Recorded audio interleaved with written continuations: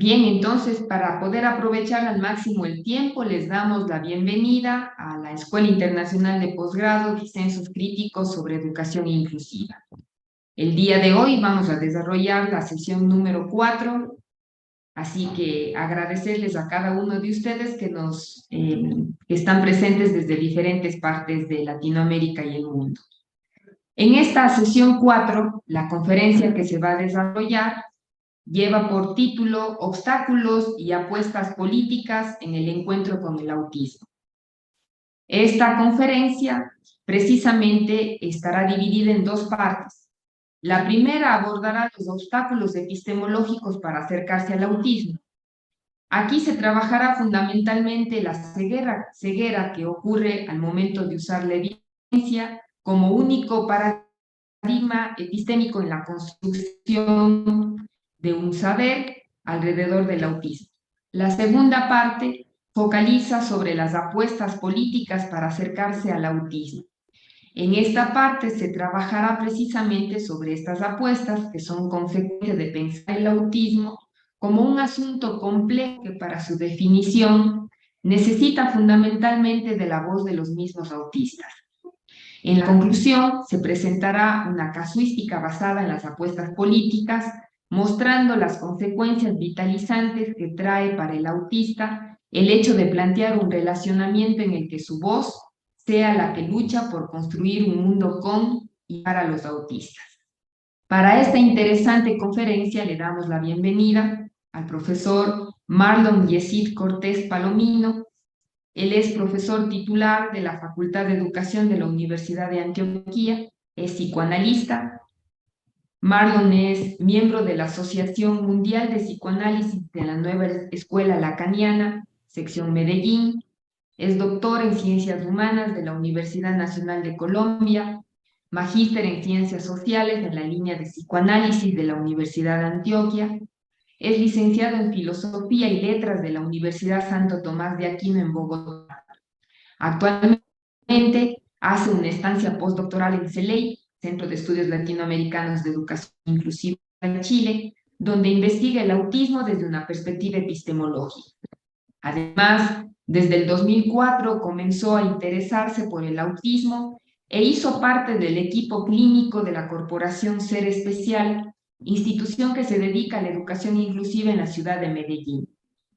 Fue investigador principal del proyecto titulado Vicisitudes en el encuentro entre estudiantes con TEA y sus universidades. Los resultados de esta investigación están en proceso editorial. Este proyecto fue realizado en un convenio interinstitucional con la Universidad Pontificia Bolivariana y la Corporación Ser Especial. Actualmente está realizando otra investigación también interinstitucional con el Colegio Alcaravanés, la Institución Educativa Tulio Ospina y la Universidad Pontificia Bolivariana. El título de este nuevo proyecto que se encuentra desarrollando es La educación inclusiva en la escuela regular en dos instituciones de la ciudad de Medellín. Finalmente, es el coordinador general de la 10ª Semana del Autismo en Medellín, evento en convenio interinstitucional con la Universidad Luis Amigó, la Universidad Pontificia Bolivariana, el Espacio de Investigación de Autismo y Psicosis en Psicoanálisis, el Observatorio de Autismo de Psicoanálisis con orientación lacaniana. Así que desde CEL le damos la bienvenida a Marlon, a cada uno de ustedes, y estamos convencidos que este espacio será un espacio en el que podamos aprender mutuamente.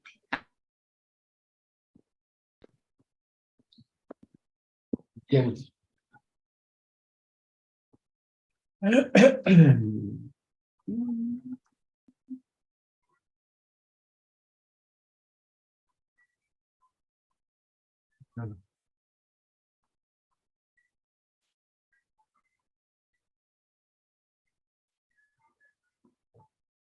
Ahí estamos viendo, ¿cierto? Perfecto. A ti se te escucha entrecortado. A mí se me escucha bien. ¿Vos me escuchás bien? Se escucha perfecto. Perfecto. Listo. Bien. buenas tardes, noches, no sé en qué uso horario están.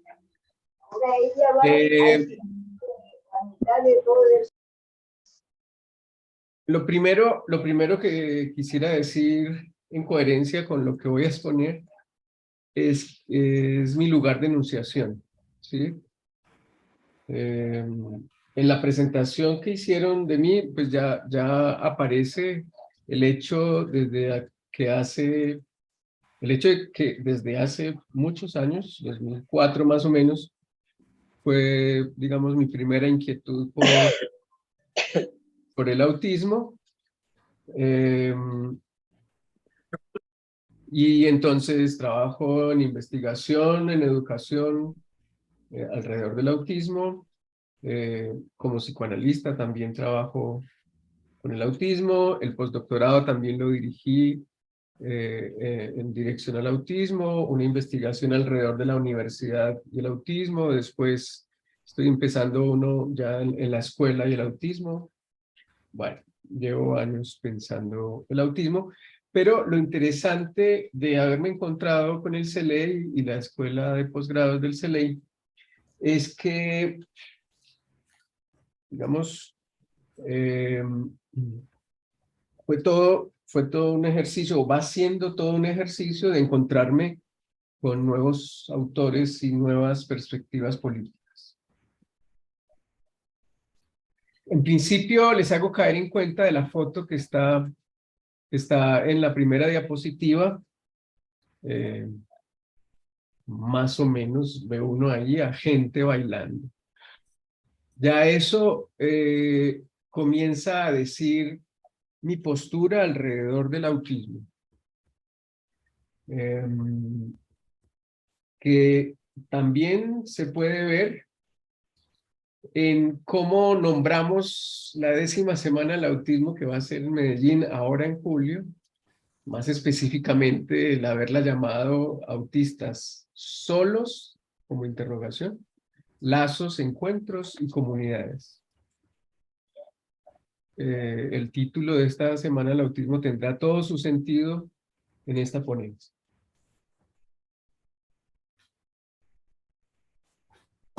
Y como puerta de entrada, un cuento. Lina es una niña de un colegio privado de la ciudad de Medellín. Hasta hace poco fue diagnosticada como Asperger, pues aunque está en el espectro autista, ha sabido llevar su desencuentro con el mundo. Cursa una materia llamada música, pero siempre la pierde. En el último año debía aprenderse los elementos básicos y necesarios para seguir una partitura, pero para ella eso fue una labor imposible.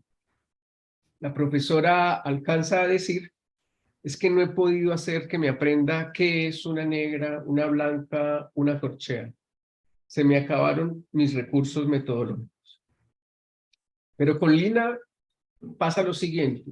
Tiene un oído perfecto. Escucha cualquier canción, toma su teclado y la interpreta en unos minutos. A Lina le cuesta escribir.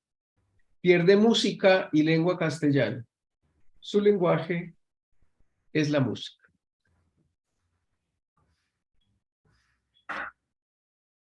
En este texto les voy a presentar las reflexiones que se producen cuando el interés está puesto en un asunto epistémico. Es decir, cuando el interés está puesto en la siguiente pregunta. ¿Cómo el ser humano construye sus verdades?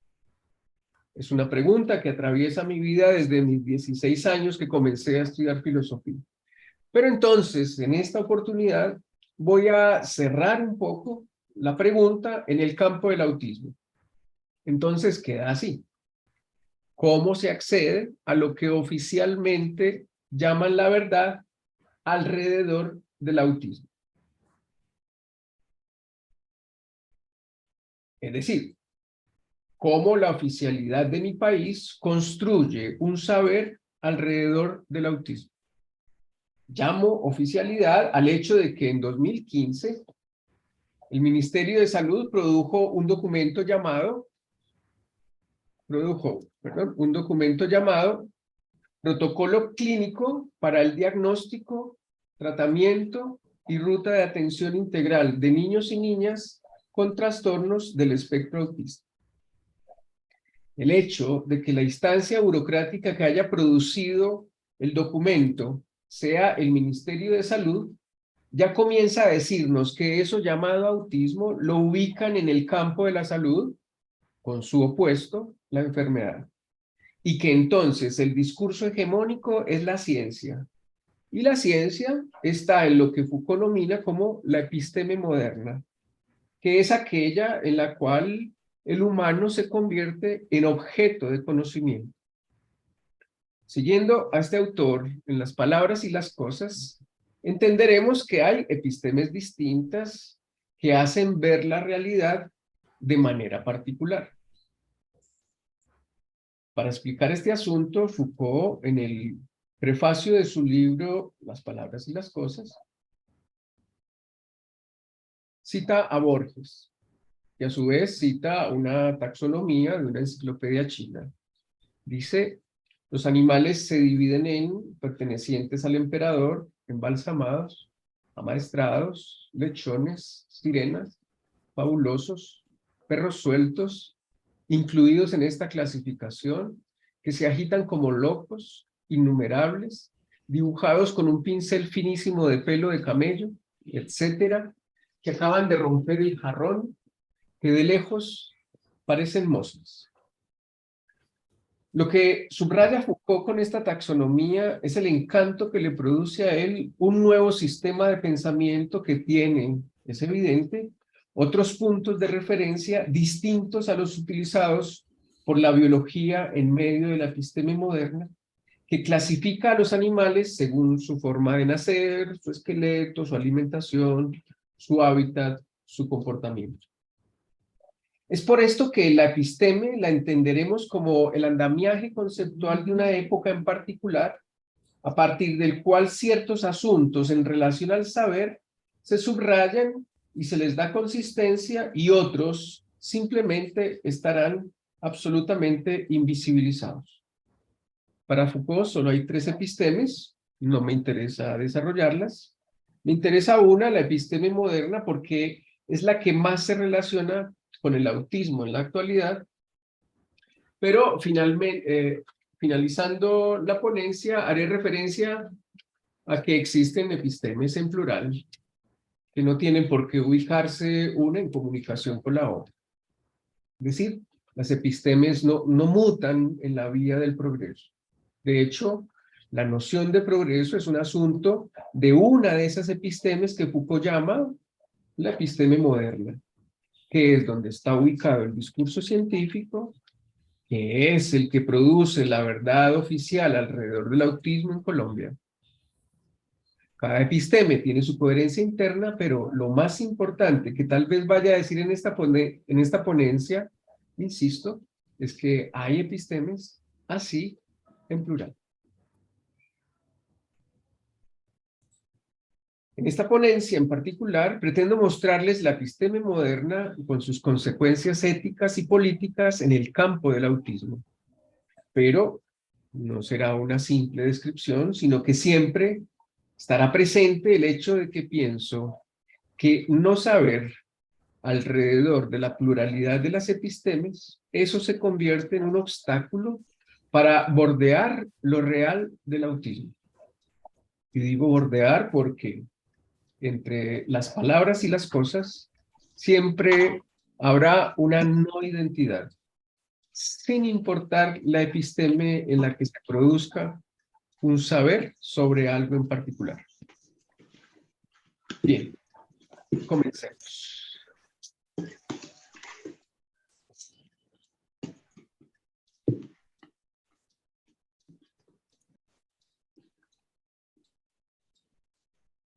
Hay una historia cultural de las enfermedades psiquiátricas.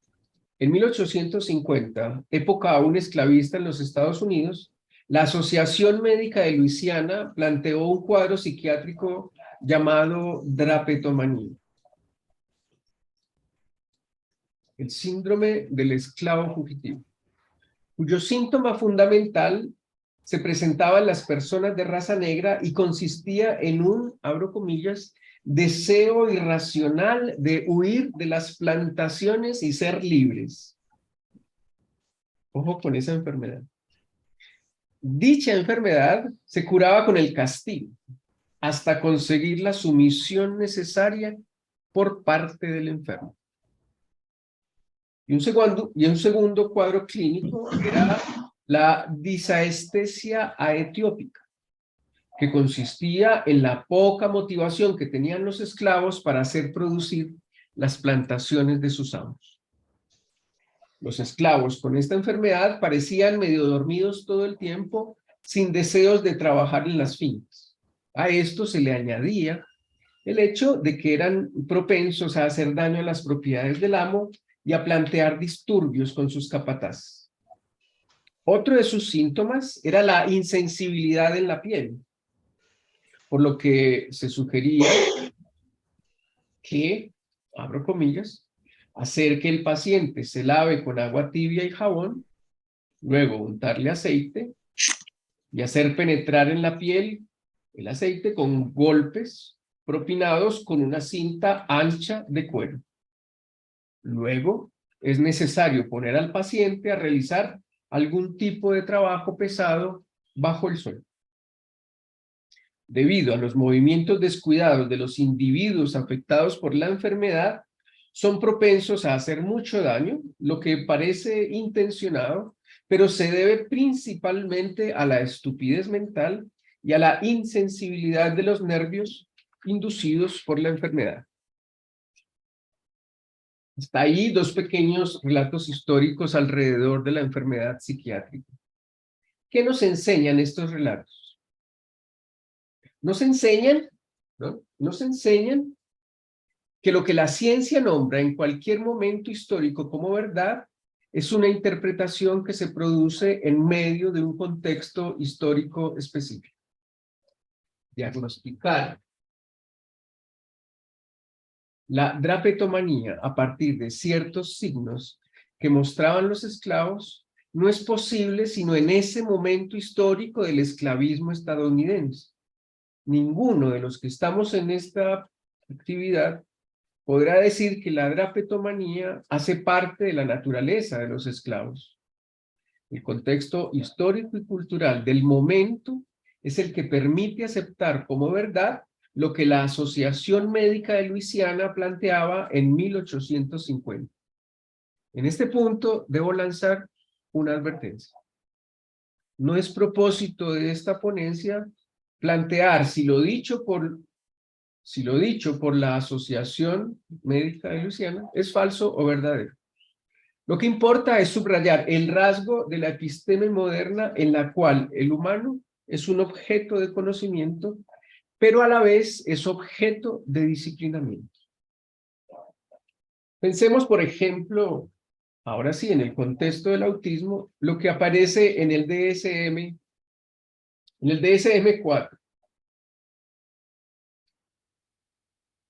Hay dos libros que ayudan a pensar el contexto de lo que llamamos el síndrome de Asperger.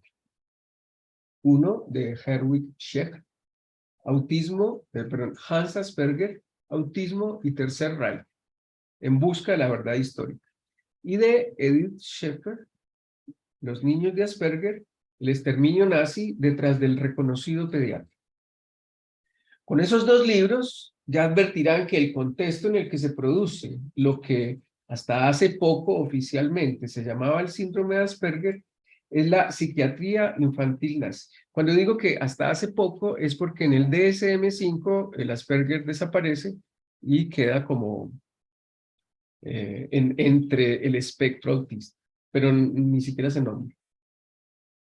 Bueno, repito la frase. Con esos dos libros ya advertirán que el contexto en el que se produce lo que hasta hace poco oficialmente se llamaba el síndrome de Asperger es la psiquiatría infantil nazi. Y esto significa todo un proyecto político e ideológico que incluye un programa de eutanasia infantil, de esterilización infantil y una apuesta pedagógica y terapéutica que dieron en llamar servicio pedagógico curativo. En síntesis, Es el contexto de la higiene racial nazi.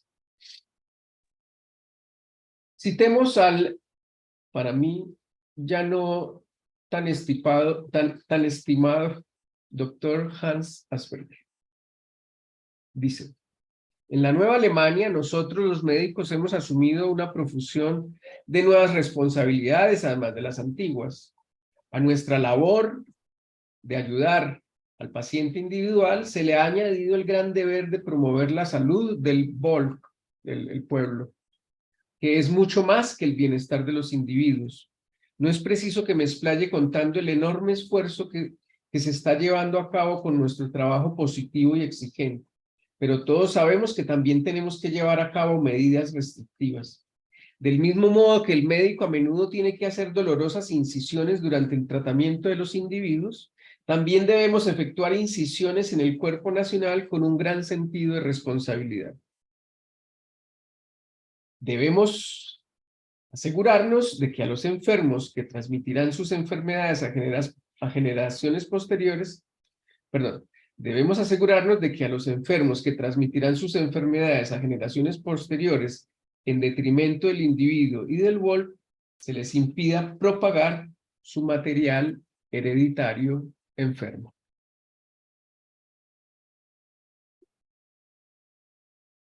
Es claro que el tribunal ideológico desde el cual hace sus investigaciones Hans Asperger es la ideología nazi.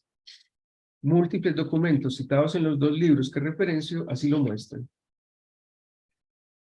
Y me permito otra cita, esta un poco más corta. Es muy importante señalar el gran error que sería suponer que el apoyo terapéutico a los niños anormales no tenía cabida dentro del Estado nazi, debido a su empecinamiento por exterminar a los individuos mentalmente discapacitados. A causa de la creciente carencia de mano de obra, rehabilitar a cuantos trabajadores potenciales fuera posible terminó siendo un imperativo político y militar también para aquellos que se consideraban de inferior calidad hereditaria. De las dos citas podemos extraer varios elementos. 1. Su trabajo investigativo y terapéutico es parte de un proyecto político en el cual el Volk, el pueblo, es más importante que las individualidades. 2. Su trabajo investigativo y terapéutico es eugenésico, lo que a veces incluye la misma eutanasia. 3. Su trabajo investigativo y terapéutico también tiene como propósito rehabilitar a estos enfermos para que se conviertan en mano de obra a favor de la nación. Y 4. Su trabajo investigativo y terapéutico concibe el síndrome de Asperger como una enfermedad que hay que curar o, por lo menos, evitar que se reproduzca. Tengo la impresión de que la ideología nazi es un rasgo extremo de la episteme moderna, pues es en esta episteme donde se establece el binomio naturaleza-cultura. Y entonces, a nombre del progreso, el humano ha de manipular, conquistar y dominar lo que de la naturaleza se descontrola y o enferma. Por ello, nombrar el síndrome de Asperger y todo el espectro autista como una enfermedad hace parte de dicha episteme, que es la que de manera hegemónica se impone no solo en el ámbito de los científicos, sino en el de lo que alguien podría llamar el sentido común de la gente. Cuando alguien del común ve a un niño con unas estereotipias muy pronunciadas, fácilmente dice, es un enfermito. Si terminado de leer este último párrafo, alguien me dice, Marlon, pero si el síndrome de Asperger no es una enfermedad, entonces, ¿qué es? Si alguien me pregunta eso, eso me indica que esa persona evidentemente está atrapada en la episteme moderna y no tiene noticia de la existencia de otras epistemes, por ejemplo, es mi hipótesis, la que están construyendo algunos autistas adultos.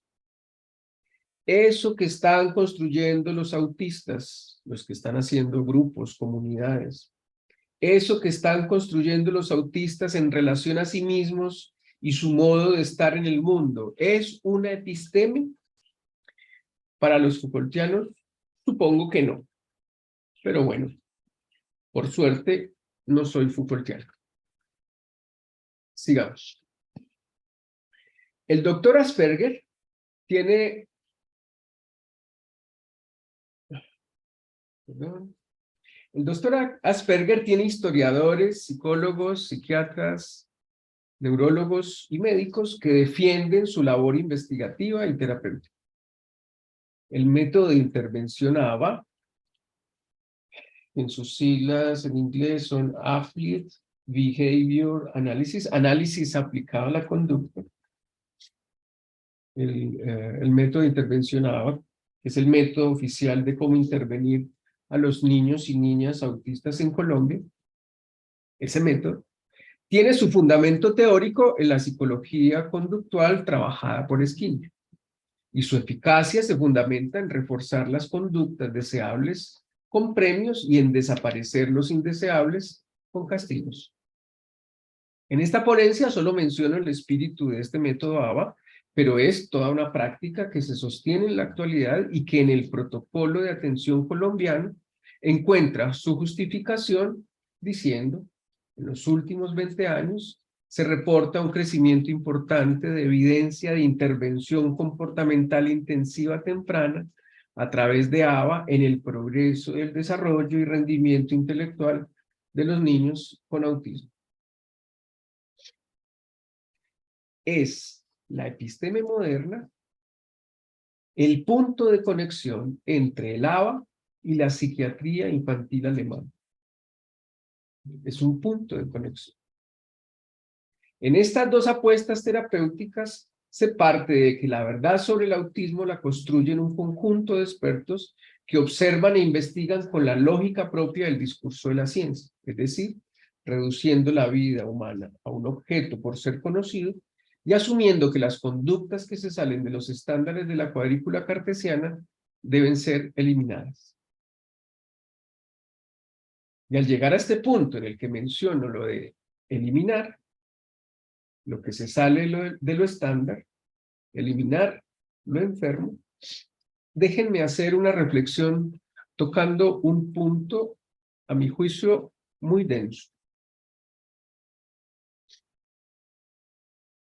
Comienzo con datos de la evidencia científica. Yo también puedo citar evidencia científica. De la revista Síndrome de Down en su volumen 24 de 2007. Dice: durante el periodo de 1980 a 2005 se diagnosticó, estamos hablando de España, se diagnosticó el síndrome de Down cada año con menos frecuencia. La proporción de recién nacidos con este síndrome descendió hasta valores cercanos a 11 por 10.000 a finales de los años 90, en comparación con el 16.5 por 10.000 nacidos en 1988. En el año 2000 alcanzó la cifra de 8.79 por 10.000 nacimientos y en el 2005 sigue disminuyendo a 7.4 por 10.000. Buscando en otra fuente, en síndrome de Down.net, me da el dato de 2021 y el dato es 5 síndromes de Down por 10.000. Pues evidentemente la tabla cartesiana que hice nos muestra que desciende el nacimiento de números, el nacimiento de niños con síndrome de Down en España.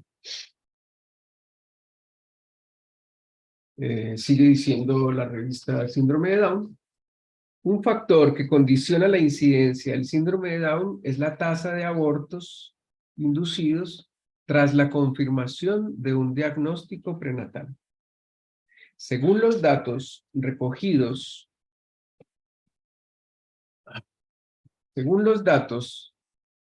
recogidos por FACE, ese FACE es el Plan de Acción para las Personas con Síndrome de Down en España. Según los datos recogidos por esa instancia, alrededor de 1/3 de los embarazos en los que el feto presenta anomalías cromosómicas no llegan a término. ¿Por qué hablo de síndrome de Down viendo que el tema de esta ponencia es el autismo? por lo siguiente.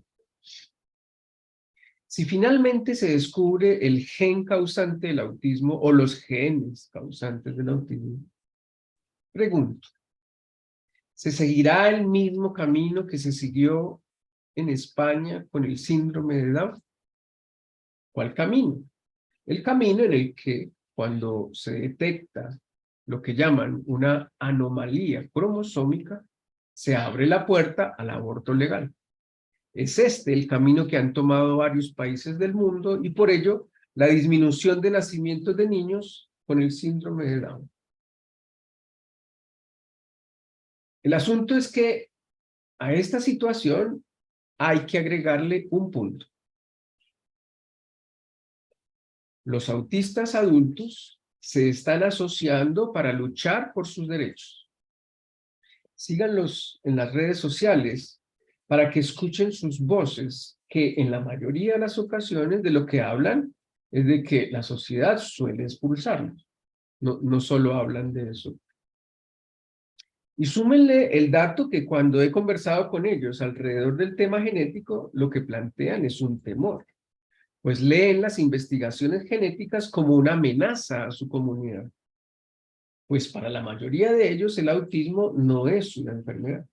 De hecho, eligieron una fecha para celebrar el Día del Orgullo Autista, próximo a celebrar 18 de junio. Cuando uno ya no está tan atrapado en la episteme moderna y abre la mente para pensar que, desde otras miradas, eso que llaman autismo no es un asunto patológico, sino o una posición subjetiva en la vida, o una insondable decisión, o por lo menos una condición neurológica distinta, entonces el vínculo que se construye con ellos no está en el binarismo sujeto-objeto, que es donde se ubican quienes están atrapados en la episteme moderna, sino en la horizontalidad sujeto-sujeto.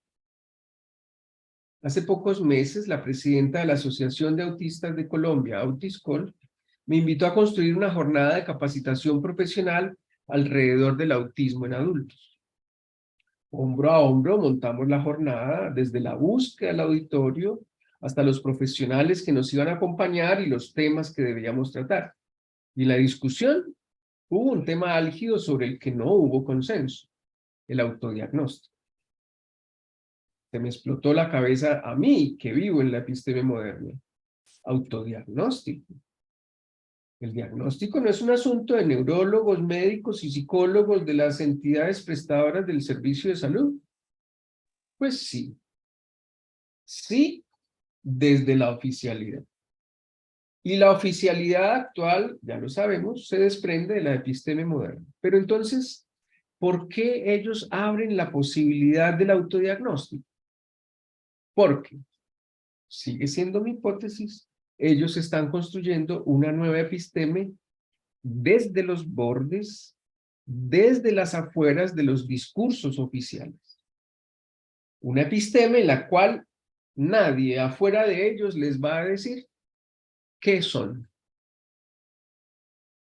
Una episteme sin la oficialidad que los mira como enfermos, que los quiere curar y que al parecer los quiere desaparecer con métodos oficiales. ¿Cuál método oficial? Desde la investigación científica, encontrar la anomalía cromosómica durante el embarazo para luego no permitir su nacimiento.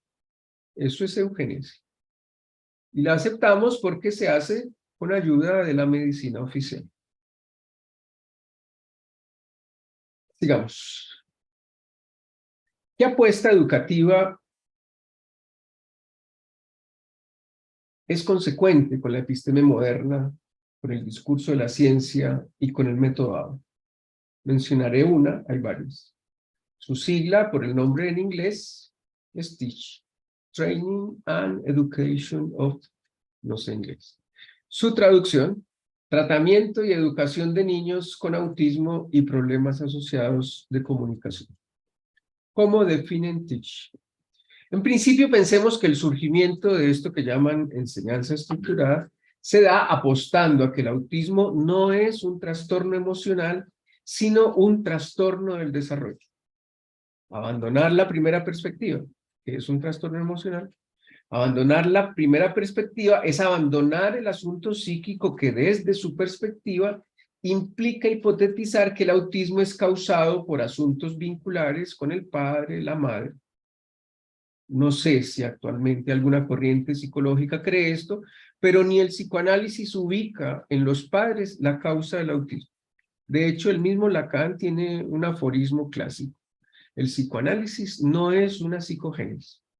Bien, la enseñanza estructurada le apuesta a que el autismo es un asunto del desarrollo neurológico y entonces tiene que ver con la particularidad con la cual los autistas procesan la información de lo que les rodea. Y entonces se piensan asuntos como qué espacialidad les es favorable a los estudiantes autistas, que el aula sea interesante, clara, accesible, cómo debe ser la estructuración del horario, predecible, claro, qué clase de trabajo se les debe proponer. Los sistemas de trabajo individuales comunican 4 tipos de información a los alumnos. ¿Qué trabajo se supone que tienen que hacer? ¿Cuánto trabajo deben hacer? ¿Cómo saben que están avanzando y cuándo han terminado? ¿Qué sucederá una vez finalizado el trabajo? Fíjense que es toda una apuesta de estructurar el conocimiento. Bien. En principio, lo que hace esta enseñanza estructurada es comprender el modelo cognitivo de aprendizaje de los autistas para poder hacer una oferta acorde a sus necesidades. Acorde a sus necesidades.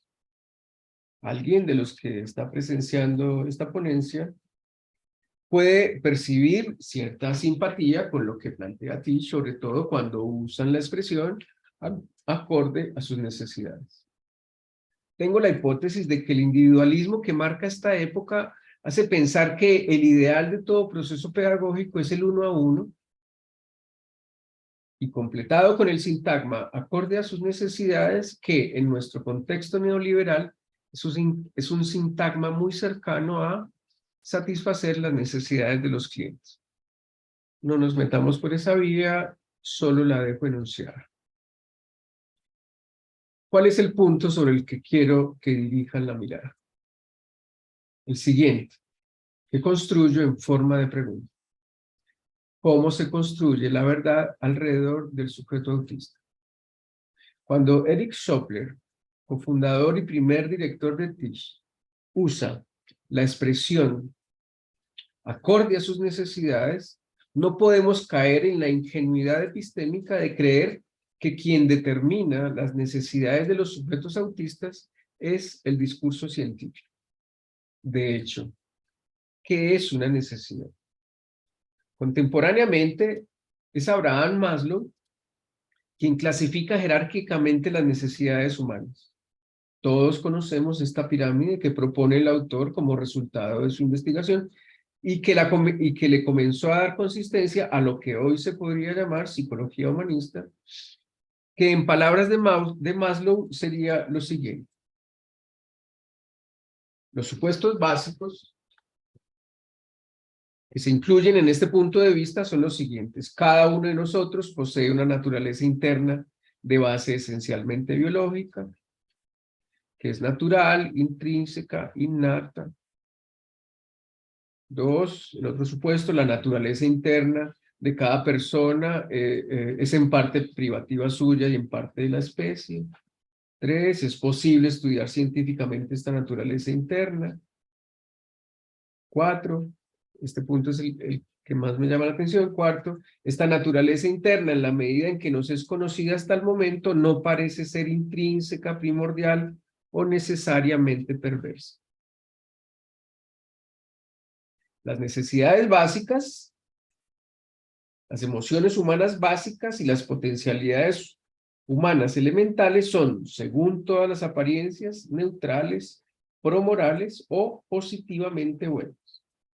El ansia de destrucción, el sadismo, la crueldad, la malicia, parecen hasta ahora no ser la naturaleza intrínseca, sino más bien reacciones violentas contra la frustración de nuestras necesidades intrínsecas, emociones y potencialidades. En tanto que haya frustración de las necesidades, entonces, supuestamente, según Maslow, aparece lo perverso. Está ahí la cita. Y entonces se evidencia algo. El concepto de necesidad puede ser definido de forma diferente desde distintas disciplinas, incluso de manera distinta al interior de las disciplinas, sí, y al interior del campo de la pedagogía. Por ejemplo, desde Maslow se plantea que las necesidades de todos los humanos son, así tal cual lo dicen, sin pena, positivamente buenas. Digo irónicamente sin pena, pues mi principal herramienta conceptual y experiencial es el psicoanálisis, y medio sabrán que con el concepto de lo ominoso en el sujeto, lo de que las necesidades humanas son todas buenas, no queda con muy buena consistencia. Pero insisto en que mi énfasis, perdón, un desorden con este diapositivas, pero insisto en que mi énfasis no está en decir cuál de las dos posturas es verdadera. Mi énfasis, en tanto investigador interesado sobre los modos en que los seres humanos construimos nuestras verdades, está en identificar que hay epistemes y que usar una u otra tiene sus consecuencias éticas y políticas.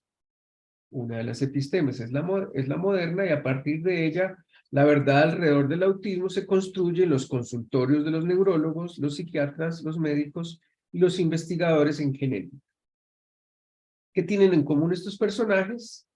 Tienen como posición epistémica el binarismo sujeto-objeto, con la particularidad de que al momento de estudiar al ser humano como...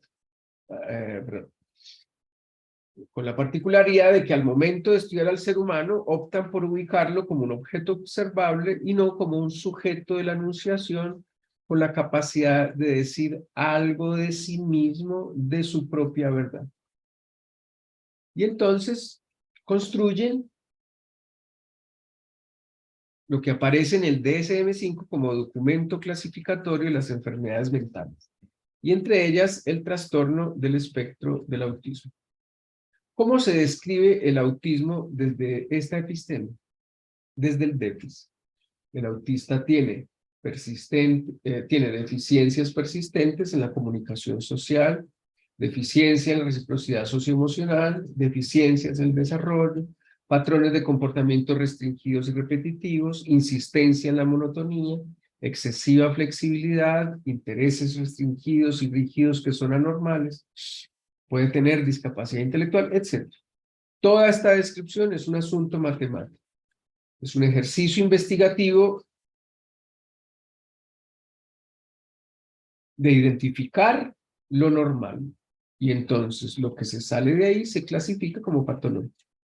No nos vamos a quedar pensando alrededor de qué es lo normal y qué es lo patológico. Cuando traigo al DSM a esta ponencia es para poner en el centro de la reflexión el hecho de que, desconociendo las otras epistemes, cada que un profesional va a hablar sobre autismo, casi que en tono de libro sagrado, cita el DSM, creando la ilusión de que el saber del discurso científico es el verdadero y es sobre el que se pueden construir los otros saberes alrededor del autismo.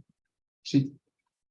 Es una ilusión creer que el discurso científico es el único poseedor de la verdad. No estoy diciendo que este discurso sea falso. Estoy diciendo que hay otros modos y perspectivas con las que se produce un saber alrededor del autismo. Creer en el DSM como única fuente, a mi juicio, es un obstáculo para construir un saber complejo sobre el autismo. De hecho, voy más lejos. Voy al punto de la nominación inicial, autismo.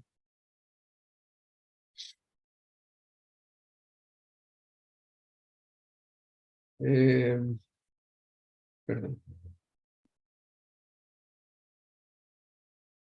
De hecho, voy más lejos. Voy al punto de la nominación inicial, autismo.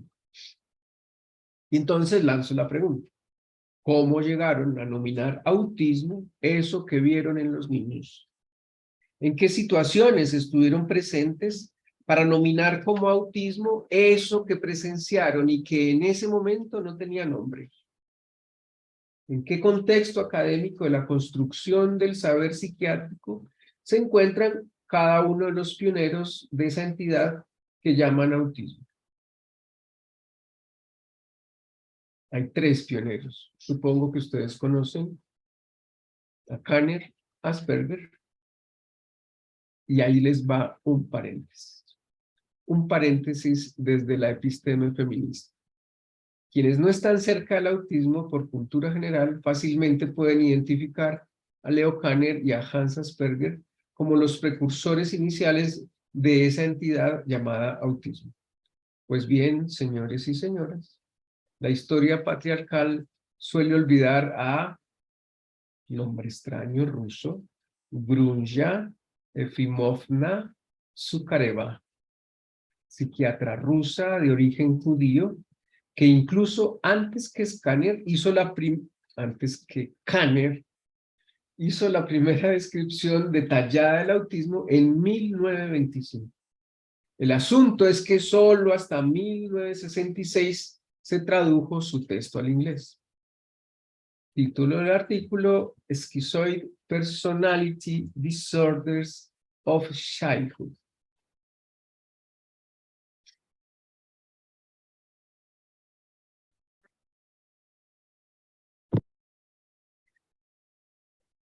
Lo encontré en ruso, si a alguien le interesa leer.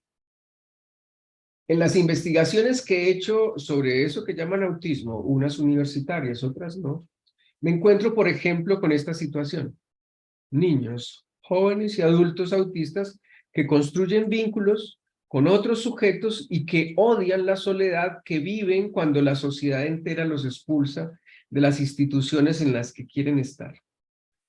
Si Kanner viera a los autistas que veo yo, que van a una entrevista con un decano de una universidad para entrar a la universidad y se matriculan y ganan las materias y hacen trabajos en grupo y pasean con sus amigos y tienen pareja, queda difícil sostener esa idea según la cual intentan definir al autista desde la perspectiva deficitaria como una condición de soledad o un automatismo mecánico en la manera como se asume el mundo. Naoki Higashida es un joven autista que escribió un libro titulado La razón por la que salto. Al respecto, dice: no te preocupes por él, prefiere estar solo. Él está citando a otro. Y ahora sí dice él: ¿cuántas veces he oído eso? Yo no creo que ningún ser humano desee realmente estar a solas. No puede ser. En el caso de los autistas, lo que nos pone nerviosos es el causarles problemas a los demás, incluso hacerlos enfadar. Por eso nos cuesta estar con otras personas y por eso a menudo acabamos solos. Lo cierto es que nos encantaría estar con otras personas, pero como las cosas nunca nos salen bien, acabamos acostumbrándonos a estar solos sin darnos cuenta siquiera de qué ocurre. Cada vez que oigo que alguien comenta lo mucho que me gusta estar solo, me siento desesperadamente apartado. Es como si me estuvieran dando la espalda a propósito. Y entonces, con este testimonio, llegamos a un punto álgido de nuestra reflexión, el siguiente. El discurso de la ciencia, que es el que produce el DSM-5, está enmarcado en la episteme moderna y mantiene como bandera primordial el sintagma evidencia científica. ¿Cuál es su apuesta epistémica? Es el discurso científico que ubica en el centro de su investigación cómo controlar las conductas de los individuos que causan conflictos con el entorno. Y esto es así porque el paradigma científico privilegia la mirada en su función de panóptico. Lo que se ve son las conductas. Y son estas las que necesita controlar, las que quiere controlar, y se controla midiéndolas. No olvidemos que en la episteme moderna la matemática va a tener un lugar preponderante desde Descartes por la invención del plano cartesiano. Y entonces la terapia que se construye a partir de esta episteme, que es el ABA, termina siendo la aplicación de las investigaciones realizadas por Skinner. Premios para reforzar las conductas deseables y castigos para desaparecer las conductas indeseables. ¿Qué queda por fuera del campo? ¿Qué queda por fuera del campo de visión del científico, de la conducta y del terapeuta que sigue los mismos principios? Lo que queda por fuera es el autista como sujeto de la enunciación. Queda por fuera Naoki Higashida. Pensemos en lo siguiente. ¿Quién construyó el protocolo clínico para el diagnóstico temprano y el tratamiento de niños y niñas autistas en Colombia? 2 neuropediatras, una psicóloga clínica cognitivo-comportamental y una médica general, mamá de un niño autista. Es clara la apuesta epistémica en relación con el autismo. El saber se construye en la articulación entre las investigaciones neurológicas, las genéticas y las investigaciones de la conducta humana. Los primeros hacen exámenes del cerebro, los segundos estudian la genética y los terceros se centran en observar y modificar, por la vía del refuerzo, las conductas que ellos etiquetan como anormales.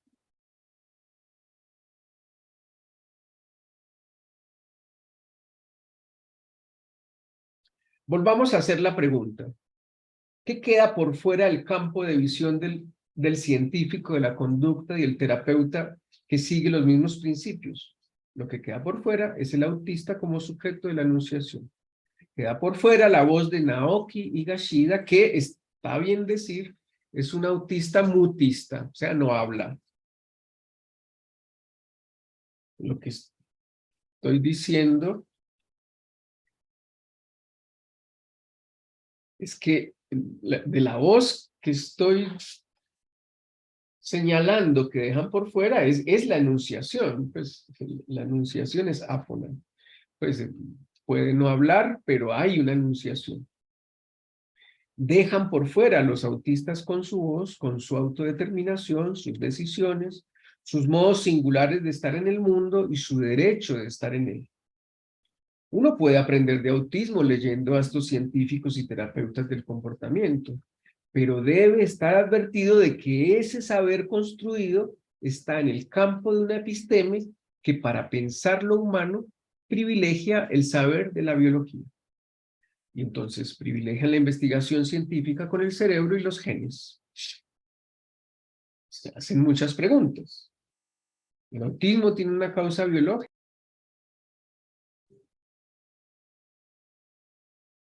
¿El autismo tiene una causa biológica?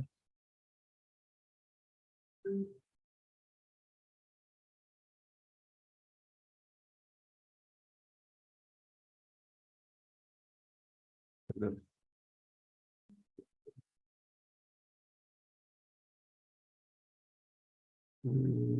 Se hacen muchas preguntas. ¿El autismo tiene una causa biológica? ¿El cerebro de los autistas es igual al cerebro de los neurotípicos? ¿Existe el gran autista? Se hacen muchas preguntas, pero a Naoki Higashida no se le pregunta nada. Alguien podrá decir, y es que al enfermo de cáncer hay que preguntarle su testimonio para decidir el tratamiento a seguir. Evidentemente no. El asunto es que las relaciones del cáncer con la subjetividad no son claras, aunque supongo que puede haber, no sé. Las relaciones del autismo con la subjetividad sí están claras, pues en el autismo estamos frente a un modo particular de experimentar el mundo, y cuando digo el mundo es una manera particular de amar, de relacionarse con los objetos, de relacionarse con el dinero. Lo que me interesa transmitir es que comprendan que existe una manera distinta de comprender la vida del ser humano en general y del sujeto autista en particular. Y esto diferente no niega lo orgánico, pero reconoce que no hay un panbiologismo para pensar el comportamiento humano. Está bien decir al margen que en el caso particular del autismo no se ha encontrado ningún elemento que de manera contundente hable de que la causa del autismo sea orgánica. Y para decir esto me baso en la traducción en español que hizo un colega, Iván Ruiz, del libro de François Ansermet. El libro es Autismo a cada uno su genoma. Allí el autor dice: estos diversos estudios sobre el autismo ponen de relieve resultados que apuntan a diferentes regiones del genoma. Para uno, el mejor gen candidato sería una región del cromosoma 5. Para otro, se trataría de la región 20p12 del cromosoma 20. Estudios genéticos anteriores habían propuesto otras regiones cromosómicas candidatas, y particularmente las regiones tales y tales. Así pues, las anomalías incriminadas no se repiten de un estudio a otro, y todavía hoy no ha sido posible identificar claramente genes responsables de uno o varios aspectos de la enfermedad. Y la verdad sea dicha, en el desarrollo de esta ponencia no importa si los científicos finalmente se ponen de acuerdo en decir que encontraron la causa genética del autismo. Lo que esta ponencia plantea es la evidencia de que es posible pensar el autismo desde una perspectiva decolonial. Sé que ya son las 6, pero como iniciamos a las 6:05, entonces me voy a tomar esos 5 minutos, que faltan 5 minutos. ¿A qué me refiero diciendo la posibilidad de construir un saber sobre el autismo desde una perspectiva decolonial? En el transcurso de esta ponencia ya he ido respondiendo a esta pregunta. He dicho varias cosas. 1. Comienzo con la pregunta: ¿cómo el ser humano construye sus verdades? Esto ya, de entrada, es una posición crítica que no da por sentado que cualquiera que va a hablar de autismo tenga que partir del DSM-5 y todos los artículos científicos de universidades prestigiosas que publican en revistas indexadas. Lo de colonial aquí, entonces, comienza con lo epistemológico, que a mi juicio es la dimensión básica para proponer cualquier asunto de colonial. 2. Un segundo punto de partida de mi ponencia es lo que llamé la oficialidad en Colombia con respecto al autismo. Lo que hago todo el tiempo en la ponencia finalmente es poner en el ojo del huracán dicho saber oficial expresado en el mencionado protocolo clínico para el diagnóstico, tratamiento y ruta de atención integral de niños y niñas con trastornos del espectro autista. 3. Para proponer una perspectiva decolonial, entonces, señalo su opuesto, o sea, lo colonial en el saber sobre el autismo. Y esto, creo, quedó suficientemente claro e incluso repetido en términos Foucaultianos, la episteme moderna que produce el discurso de la ciencia. Eso es lo colonial, la episteme moderna. 4. En el análisis de los discursos decoloniales es importante identificar las prácticas de poder que allí funcionan. Lo planteé, por ejemplo, con las enfermedades de los esclavos en Estados Unidos, pero también en el autismo. Hay prácticas de poder que sustentan el saber del discurso científico. 5. Los saberes coloniales funcionan para ejercer un poder sobre los subalternos. Es lo que hicieron de manera evidente con la eugenesia con respecto a los niños con síndrome de Down. 6. Los saberes coloniales tienen autores privilegiados y autores invisibilizados. Supongo que pasarán muchos años antes de que el nombre de Grunja Efimovna Zukareva aparezca como un saber medio evidente en la historia del autismo. Y 7. En la apuesta decolonial, el centro está puesta en la voz de los mismos autistas y lo que ellos mismos están consiguiendo de manera individual y colectiva. Muchas gracias.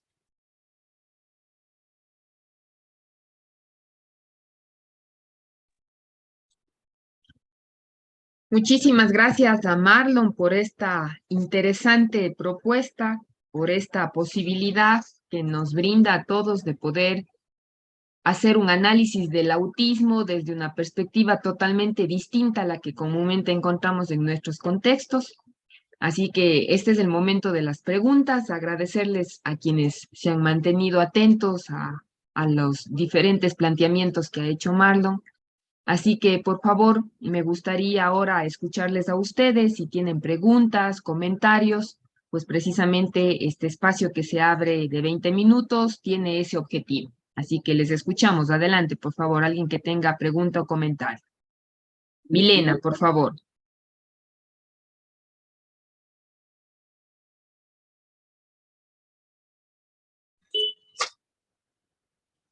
Hola, hola, ¿me escucha? Sí, Milena. Ay, qué pena con ustedes, es que tengo un poquito de problema con la conexión, por eso no enciendo la cámara, pero encantada de la ponencia. Me gustó mucho, Marlon, cómo haces con esa contundencia por la descripción de lo que ha ocurrido con las personas que se relacionan con esta característica, condición, particularidad, bueno, como quieran llamarla en todos los contextos. Y además porque es una lógica que creo que con esa contundencia hay que revisar en Colombia.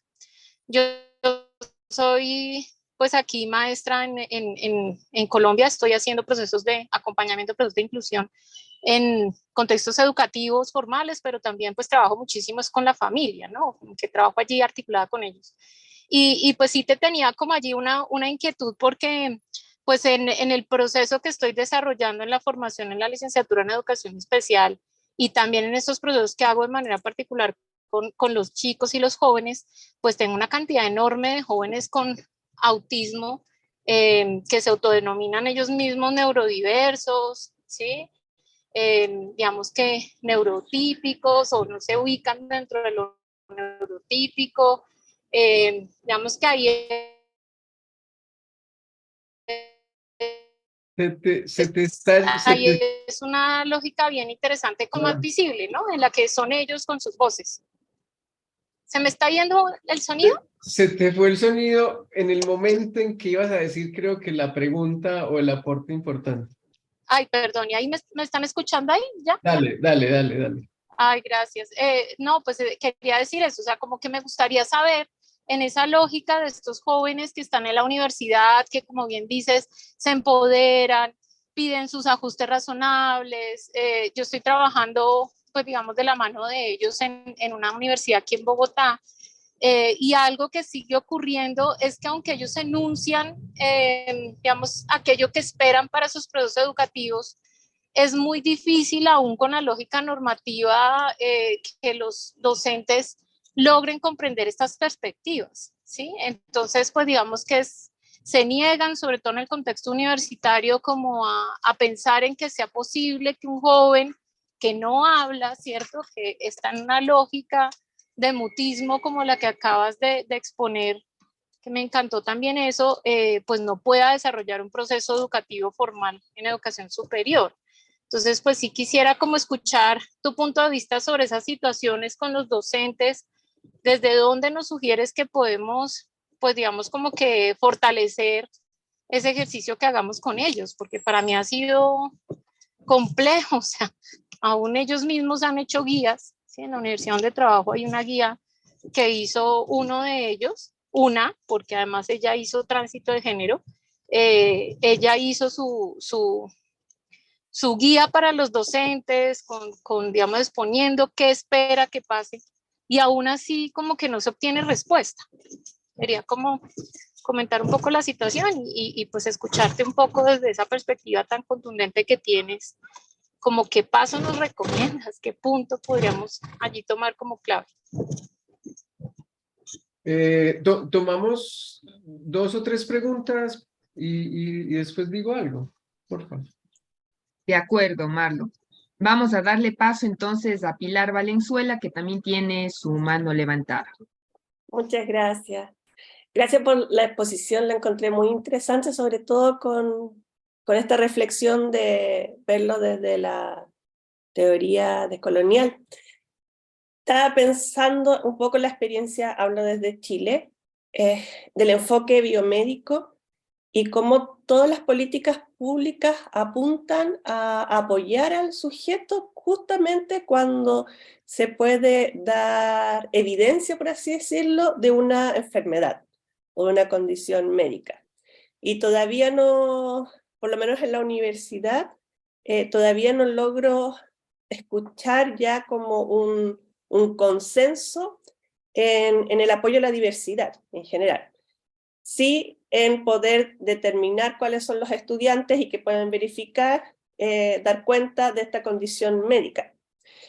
Quería saber un poco cuál es la experiencia que tienen en Colombia con esta asociación de autistas, cómo lo ven ellos sobre esta condición como de enfermedad, si se siguen manteniendo como esa necesidad de autodefinirse con una enfermedad para poder acceder a beneficios, o si ya hay una visión un poco más de una característica diversa nomás y poder ellos como superar esa mirada política instrumental. Gracias. Muchas gracias, Pilar. Le damos paso a Judith Ramírez, que también tiene su mano levantada. Hola, buenas tardes. Bueno, primero felicitaciones, doctor, y mi pregunta estaba pensada, o mi interés pasa por preguntarle, usted habló al inicio de un segundo proyecto de investigación que estaba llevando a cabo, creo que entendí que era la enseñanza básica, entonces me gustaría si puede contarnos un poquito sobre ese proyecto, porque bueno, yo estoy cursando el doctorado en educación acá en Argentina y soy licenciada en educación especial y hace también algunos años que vengo transitando, investigando sobre la educación inclusiva, y el tema que me convoca justamente tiene que ver con similar al que usted planteó, entonces me gustaría que me cuente como para contagiarme un poco su entusiasmo. Muchas gracias, Judith, y vamos a cerrar esta primera ronda de preguntas por si nos da más tiempo con Stephanie. Bueno, buenas tardes, muchas gracias por la intervención. Yo tenía una inquietud con respecto pues, a la propuesta de cierre con el tema de la decolonialidad. Entiendo yo que en el análisis que haces ubicas mucho el tema de la colonialidad del poder y del saber. Entonces quería desde esta propuesta de colonial que nos dejas, ¿cómo lo piensas en el escenario educativo? Entiendo yo que el tema de dar voz a las personas es importante, pero también en términos estructurales y de miradas que se tienen frente al autismo, por ejemplo, en el sector educativo, a pesar de que hay unas leyes y, digamos, hay unas políticas de educación inclusiva, todavía hay una mirada más desde la enfermedad y más desde la discapacidad, ¿no? Entonces, ¿cómo lo ves en un sentido más amplio desde esta perspectiva de colonial? Gracias.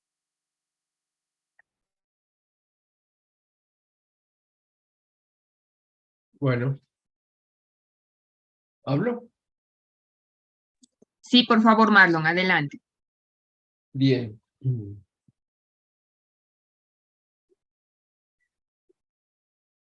Es un asunto complejo pensar la educación inclusiva con autistas. ¿Por qué? Mire, mi universidad, la Universidad de Antioquia, digamos, es líder en procesos de inclusión, ¿sí? Por ejemplo, en este momento que le doy clase a un estudiante sordo, la universidad dispone de 2 intérpretes en todas sus clases. Lo siguen a él para que, entonces yo doy la clase y el intérprete le interpreta para que él entienda, y si él va a hacer una pregunta, entonces el intérprete me habla lo que él dice. Bien, pongo como punto de partida eso en el sentido de que la universidad quiere hacer procesos de inclusión, digamos. ¿Con quién lo consigue? Fácilmente, entre comillas.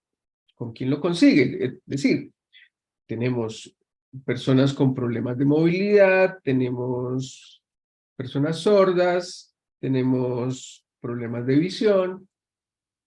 Digamos que son los 3 grupos poblacionales sobre los cuales en la Universidad de Antioquia, por ejemplo, la educación inclusiva funciona muy bien, muy bien.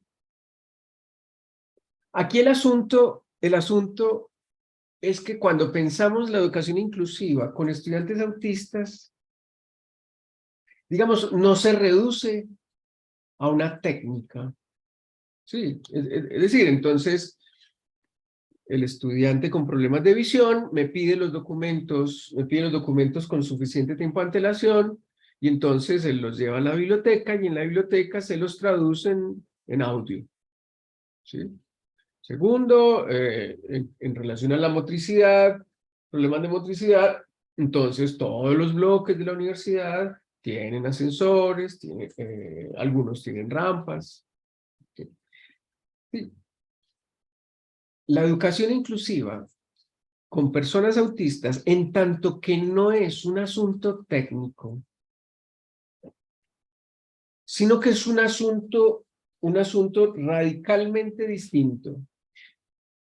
Y me refiero con radicalmente distinto en el sentido en que esta condición, digamos, tiene en el centro una manera particular de relacionarse con el lenguaje, con la comunicación, ¿sí? Y entonces, digamos, no existe, no va a existir nunca el intérprete de autistas, ¿sí? No va a existir nunca una máquina que tal cosa. Y entonces, en tanto que en el centro de la condición autista es una manera singular de relacionarse con el lenguaje, entonces al neurotípico le produce mucho susto, le produce mucha resistencia. ¿Por qué? Lo voy a decir salvajemente. Yo si le quiero dar una orden, una orden. O le voy a preguntar algo a Daniel, que se llama el estudiante sordo, entonces yo le digo al intérprete, le digo, Daniel, por favor, ¿me entregas el documento que estamos leyendo? Sí, entonces, digamos, hay alguien, un intérprete, que facilita la comunicación.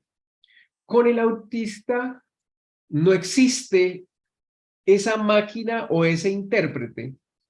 Y entonces, insisto, produce mucho susto el hecho de que la comunicación no fluya, ¿cierto? Y entonces, muy fácilmente, porque es lo que pasa, muy fácilmente, los profesores renuncian a un proceso de inclusión, ¿sí? Eso lo primero, para decir que evidentemente es difícil un proceso de educación inclusiva con personas autistas. Por lo tanto, se necesita profesores con una cierta sensibilidad a abrir la mente, a abrir la mente a que no siempre se podrá comunicar con su estudiante de manera fluida como se comunica con cualquier otro estudiante. Yo tengo la hipótesis de que el autista es lo especialmente otro. ¿Sí? Lo especialmente otro. Vos trabajás con la comunidad LGTBIQ+, y con ellos hablas, con ellos conversás, con ellos tenés conflictos. Vos trabajás con personas con problemas de motricidad y vos con ellos conversás, estudiás, le haces un examen. Sí, es decir, todos esos que estoy mencionando son neurotípicos. ¿Sí? El asunto es que digamos, el autismo estructurado en la médula, que es el lenguaje, de una manera distinta, hace que los procesos de inclusión sean distintos. Primero. Segundo, es evidente que toda la política pública nuestra está pegada de la oficialidad médica. Eso, es decir, la legislación, en tanto que ya está, entonces los autistas la usan. Sí, es decir,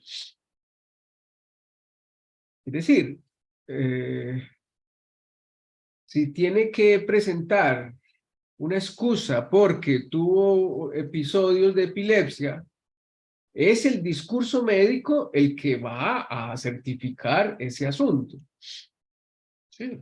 Y entonces los autistas usan el discurso oficial. Lo tienen que usar porque es que no hay otro discurso, ¿cierto? Bien. Tercero, los de Autiscol me han enseñado mucho. Ellos me han enseñado mucho. Y si puedo decir una de las cosas, entre todas las que me han enseñado, es que, digamos, cuando se está trabajando con profesores en cualquier nivel, sea básico o educación superior, siempre hay que presentar lo siguiente. Mire, señor profesor, el niño que usted está recibiendo es así. Ese niño se graduó de bachillerato. Ese joven se graduó de bachillerato. Así, siendo autista, pasó a la universidad.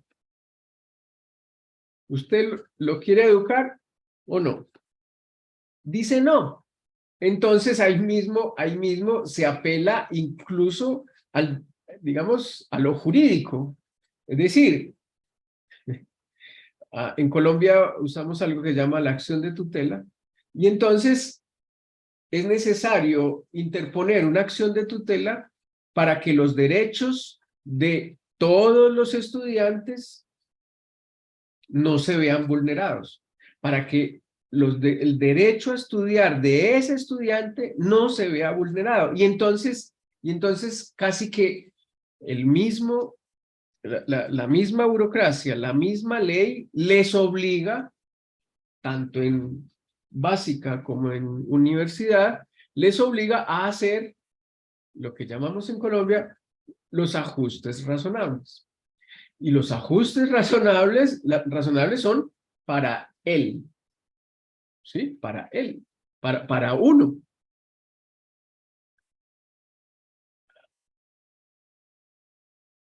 No me gusta decir lo que voy a decir, pero a veces se llega a ese punto.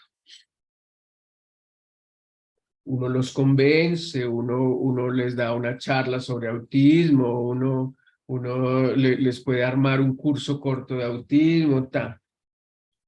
Pero si no tienen el conocimiento para eso, la ley los obliga a hacerlo.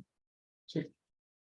Y cuando digo la ley es, o sea, precisamente con Cindy, ella cuenta casos de que, porque ella misma, la presidenta de Autiscol, digamos, asesora a las familias para que tanto en la institución educativa, sea primaria, bachillerato o universidad, se les respeten los derechos a estos niños y jóvenes al estudio.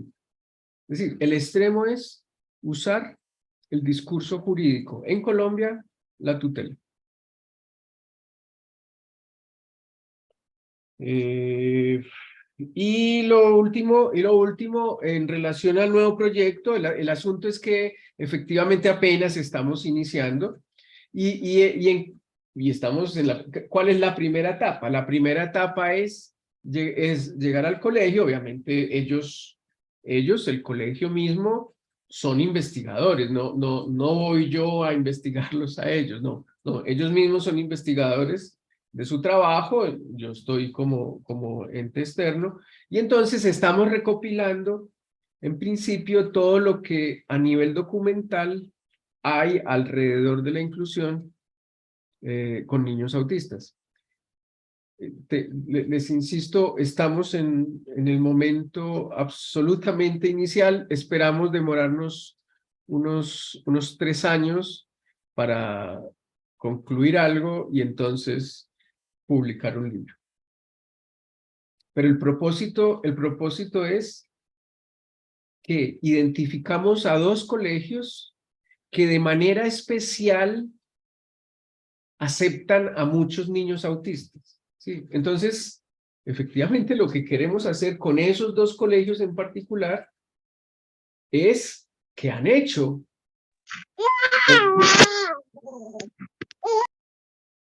que han hecho con el número tan alto de autistas que reciben en sus escuelas. Y entonces seguro vamos a aprender muchas cosas que no están en la oficialidad, sino en la experiencia. ¿Sí? Por eso es la investigación, que queremos aprender qué es lo que ellos ya están haciendo. Hasta ahí tengo de las preguntas que hicieron. Muchas gracias, Marlon. No sé si estás de acuerdo en dar paso a 2 personas más que parece que Dale, tienen alguna consulta. dale, Entonces, Xavier, vamos a escucharle. Muchas gracias. Primero a dale, Milena Jiménez y cerramos con Marjorie Tobar. Adelante, por favor. dale. Gracias por volver a darme la palabra. Yo digamos que me quedo con elementos ahí muy importantes que estás mencionando. Creo que igual este tema de irnos por el lado legal ha sido una opción, ¿sí? La han tomado varios estudiantes de la universidad donde les cuento que apoyo y en otras, ¿no? En otros escenarios, pero también he encontrado jóvenes que deciden no hacerlo, ¿sí? Y que vamos que también toman distancia y dicen no, o sea, no quiero tampoco emproblemarme con el docente, además pues que son jóvenes y adultos, ¿cierto? Que están muy determinados como en sus posturas y dicen no, ¿sí? Y también digamos que salen de allí. Entonces eso también me inquieta un poco porque a veces uno dice, bueno, pues la instancia legal tampoco la hemos podido como sacar esa carta para poder trabajar en muchos casos. Y digamos que a qué voy con eso, pues también para poder preguntar, no sé, en Autiscol se está trabajando, digamos, esta investigación también con lógica de poder hacer incidencia en precisamente esa determinación política que hay desde esa perspectiva de salud, de rehabilitación, pues digamos, de esta lógica que nos venías describiendo hoy. No, Autiscol no está en la investigación en las 2 que hemos hecho, ellos no están. Ellos lo que hacen es juntarse entre ellos, incluso tienen un día que se llama Autisteando entre Autistas, eso es un punto importante. Y otra cosa es que, digamos, hay un grupo, digamos, las más comprometidas, digamos, cuya opción es ayudarle a las familias en su trabajo pues, de que los niños estén en donde tengan que estar. Porque lo otro que también hay que decir es que en tanto que no todos los seres humanos tenemos que pasar por la universidad, de la misma forma, no todo autista tiene que estar en la universidad, ¿cierto? No tiene que ser el camino así, la universidad para todos, no, hay autistas que no les interesa la universidad y hay autistas que son postdoctores, pues, eso sería. Gracias. Y la segunda. Marjorie, le escuchamos. Gracias, buenas noches. Más que una pregunta, son varios comentarios con respecto a la educación superior. Yo trabajo en una universidad en Arica, al norte de Chile, y hoy justamente hablaba con una jefe de carrera que me decía, el problema no es de sensibilidad de los profesores, el problema es que no existen protocolos de manejo en educación superior, por lo menos en esta institución, que tengan, o sea, por los que se puedan regir los profesores, por los que se puedan apoyar. Y muchos se defienden diciendo que no van a utilizar como las pautas de evaluación corrientes porque los pueden demandar por discriminación. ¿Sí? Otro punto que quería mencionar es que hasta qué punto, por ejemplo, se pueden hacer las adecuaciones, que era también que me mencionaba ella, hasta qué punto se pueden hacer estas adecuaciones curriculares si es que se hicieran, que no vayan o que perjudiquen de alguna forma el desarrollo de las habilidades profesionales en ciertas carreras de formación. Entonces, Es complejo porque muchos de los niños han pasado, o por lo menos cuando yo lo vi en los proyectos de integración, muchos han pasado con adecuaciones curriculares y a muchos no se les evaluaban ciertas habilidades o ciertas áreas, y al pasar a la universidad, esas habilidades o habilidades o conocimientos, no sé, en ese caso que serían de acuerdo a la adecuación curricular que ya han tenido, eh, no se tomaron en cuenta, entonces llegan a la universidad y son necesarias. ¿Y cómo se desarrollan estas habilidades? Gracias. Bueno, efectivamente no hay protocolos. Y voy a decir una mala noticia, yo creo. Este asunto no se va a resolver inventando protocolos. Porque cuando el maestro funciona a punta de protocolos, bueno, no hay un buen futuro si los maestros creen que son buenos maestros porque funcionan a punta de protocolos. Ahí hay toda una reflexión pedagógica que uno podría hacer, pero bueno, pero por lo menos te digo, efectivamente no hay protocolos. Segundo, aunque existan los protocolos, a mí me da la impresión de que el protocolo no nos va a resolver el asunto. Bueno, segundo. Y tercero, cuando hablamos de ajustes razonables, y aquí vuelvo a reflexiones pedagógicas, cuando hablamos de ajustes razonables, no significa formar a malos profesionales. No, ajuste razonable es... Mira, te voy a poner el ejemplo, digamos, un ejemplo paradigmático de la investigación pasada. Un joven psicólogo, autista, obviamente, digamos, su límite en el saber era la segunda lengua, el inglés.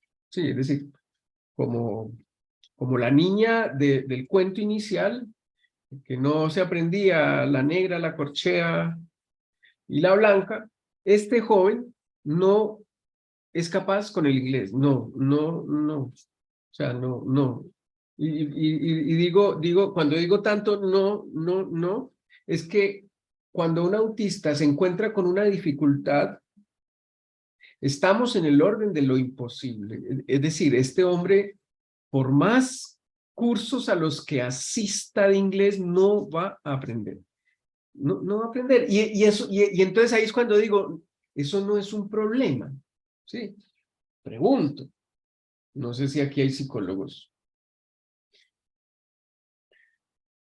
El inglés hace parte de lo esencial de la formación de un psicólogo. Yo creería que no. Yo creería, puede ser un plus, claro, el que sepa inglés. Digamos, nada más la semana pasada me llaman, oye, necesitamos a un psicólogo que atienda en inglés. Y yo digo, no conozco a nadie. Es un plus, pero no está en el centro de la formación del psicólogo. Y entonces el jefe de carrera de este muchacho le decía, no se va a graduar porque no sabe inglés y el estándar de calidad de esta universidad es muy alto porque bla, bla, bla, bla, bla, bla. ¿Sí? Y entonces este hombre, este autista, se movió por la Secretaría de Educación hasta que llegó a la jefe de idiomas, que hizo el ajuste razonable, pero ¿qué es ajuste razonable para este caso en particular? Ajuste razonable para este caso en particular fue que con un profesor hicieron un curso durante un semestre, y decía la jefe de idiomas, mire, usted no aprendió lo necesario, pero yo soy de las que creo que usted no va a necesitar el inglés para ser un investigador en psicología, que es lo que usted va a hacer. Así que yo le voy a dar el certificado. Digámoslo, en este caso en particular, este muchacho no aprendió inglés, pero esta profesora, digamos, fue capaz de entender el caso, de entenderlo a él. Él necesita graduarse. ¿por qué le vamos a poner esa zancadilla con una cosa tan particular como es el inglés? Bien, digo este caso y entonces alguien dice, ay, repliquémoslo para todos los casos que, y entonces ahí mismo les digo, no, esto pasó con este muchacho.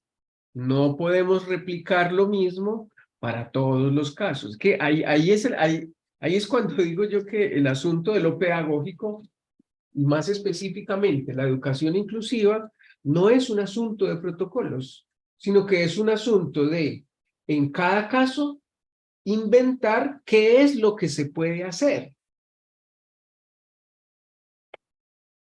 Con eso yo cierro. Muchas gracias, Marlon, y me gustaría cerrar con dos preguntas que se hizo en el chat. La una pregunta es de Diego Mario, que dice, ¿cuál es la razón para que los sistemas educativos dejen a un lado a quienes padecen autismo? Pues la educación no está preparada para ello. Y Andrea Giacomín dice, ¿a qué se refiere con que los procesos de inclusión son diferentes para estudiantes con TEA? ¿Puede aclarar eso? ¿Cómo sería en enseñanza media, bachiller, por ejemplo?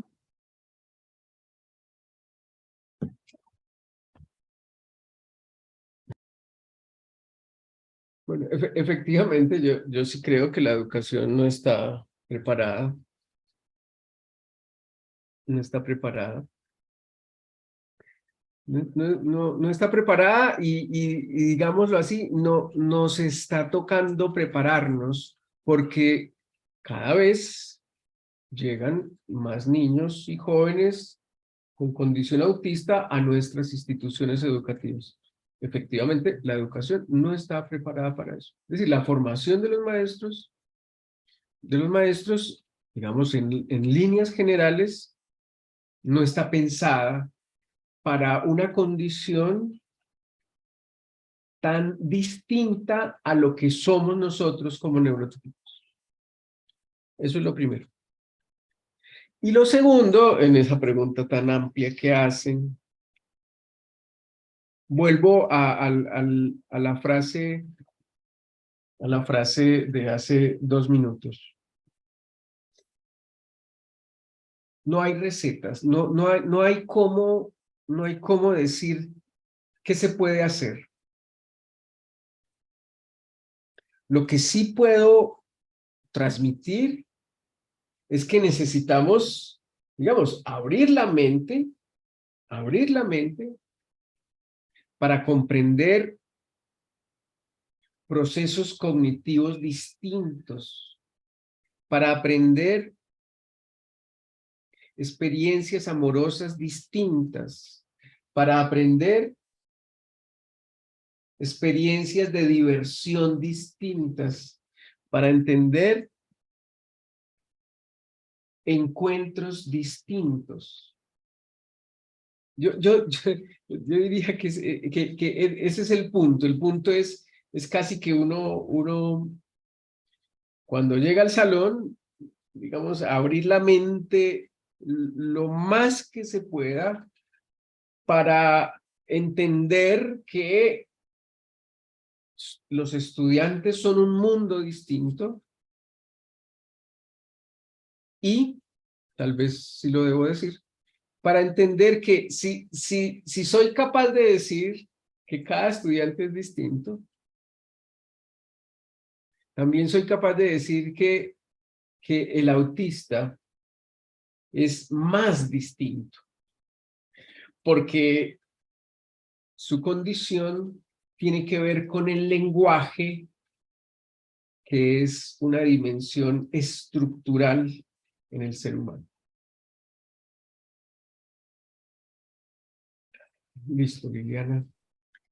Muchísimas gracias, Marlon. Hay una serie de comentarios también que reconocen tu excelente participación, todo lo que hemos podido aprender, lo que has podido compartir, así que infinitamente agradecidos por tu generosidad y también agradecerles a cada uno de los participantes. Hay quienes han pedido la grabación de este encuentro, así que comentaré con Aldo Campo para que se pueda enviar a los correos electrónicos de ustedes.